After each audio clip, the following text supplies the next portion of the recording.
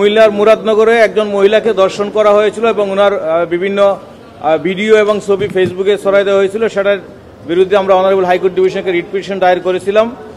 Writ petition দায়ের করার পর অনারেবল হাইকোর্ট ডিভিশন বিটিআরসিকে আপনার ডাইরেকশন দিয়েছিলেন সমস্ত ফটোগ্রাফি আপনার ইলেকট্রনিক্স মিডিয়াতে উঠাই নেওয়ার জন্য। সেটা ওনারা করেছেন এবং কুমিল্লা পুলিশ সুপারকে ডাইরেকশন দিয়েছিলেন মামলার অগ্রগতি সম্পর্কে জানানোর জন্য এবং ভিকটিমের নিরাপত্তার বিধান করার জন্য।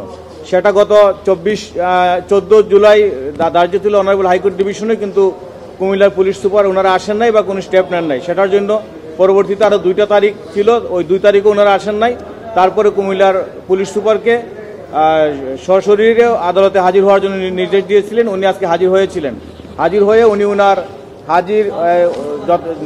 ধার্য তারিখে হাজির হতে না পারার জন্য লিখিতভাবে উনি দুঃখ প্রকাশ করেছেন এবং উনি বলেছেন যে নারী শিশু নির্যাতনের সাথে সাথে মামলাটা পর্নোগ্রাফি অ্যাক্টও সংযোজন করা হয়েছে এবং ডিএনএ টেস্ট করার জন্য পাঠানো হয়েছে। আমরা বলেছি যে ঘটনা হয়েছে 26 সাথে, আর ডিএনএ হাইকোর্টের অর্ডার হয়েছে আপনার 30 তারিখে, আর ওনারা ডিএনএর জন্য পাঠাইছেন আপনার 18 সাথে। 26/6 হয়েছে ঘটনা, প্রায় 1 মাস পরে ডিএনএ করার জন্য পাঠাইছেন।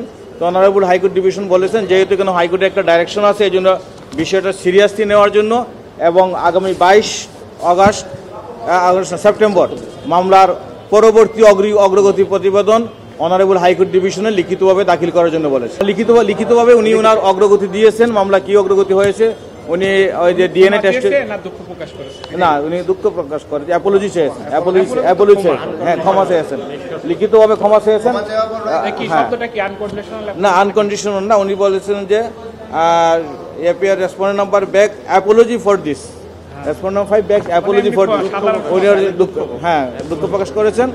এবং অনারেবল হাইকোর্ট ডিভিশন আগামী 22 সেপ্টেম্বর মামলার পরবর্তী অগ্রগতি লিখিতভাবে অনারেবল হাইকোর্ট ডিভিশনকে জানানোর জন্য বলেছে।